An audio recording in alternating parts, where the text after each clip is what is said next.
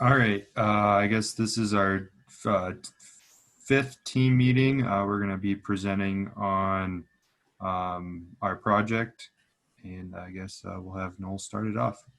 So this is Group 1's Dynamic Systems project, and we are doing our project on anti-lock braking system. And I'm Noel Utecht.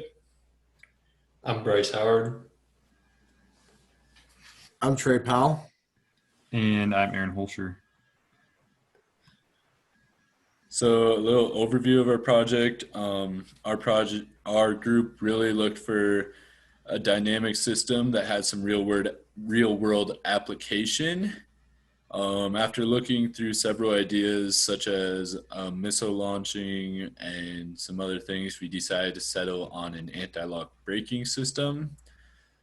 So kind of the steps we ran through when we were creating this project is the first step, we designed a controller for our dynamic system.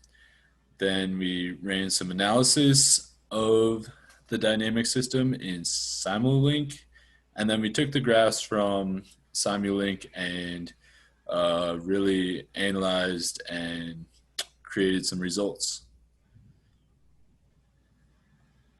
So here's the block diagram we got from our Simulink code that we made.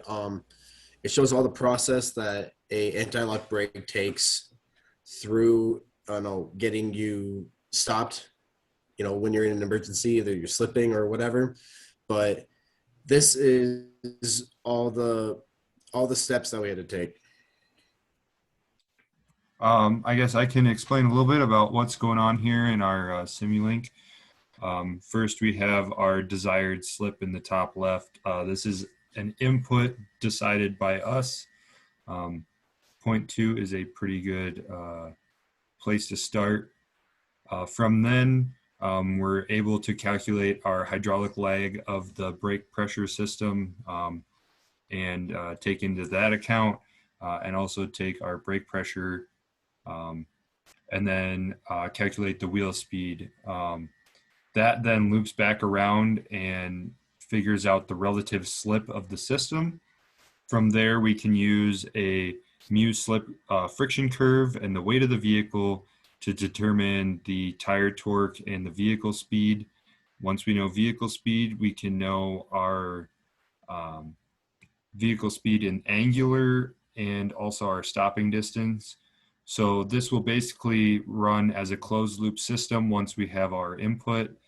It'll read from itself to be able to understand the parameters of the vehicle and simultaneously as it's taking in inputs, it's giving an output to the brake pressure to try and slow the vehicle down.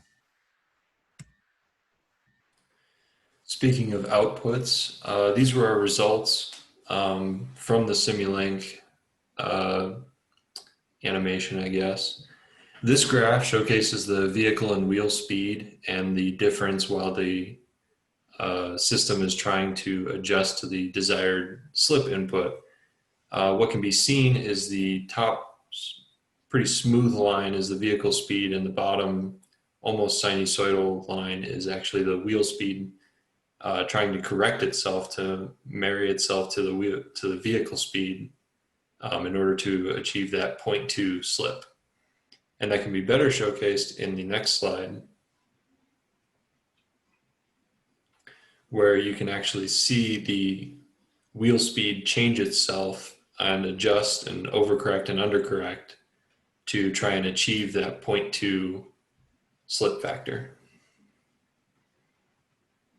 So in conclusion, we can show kind of the widely used system of ABS. This system is very adaptive to itself and also to different products. As of right now, it's not only used on small passenger vehicles, but also semis. Actually, some trailer systems for semis have ABS braking systems just on the trailers themselves to try and help from jackknifing. And also motorcycles have implemented some ABS systems. So this is definitely a great practical experience to try and model and understand a dynamic system that is easily used within the real world and has a great outcome to help the automotive industry. So I guess from there, that's the end of our presentation. Just a few other things that we have to finish up before we're done for the total project. We just have to finish up our report. We're about 9/10 of the way there. We just have to input our meeting notes from this meeting, and just finish up the conclusion and a few other things.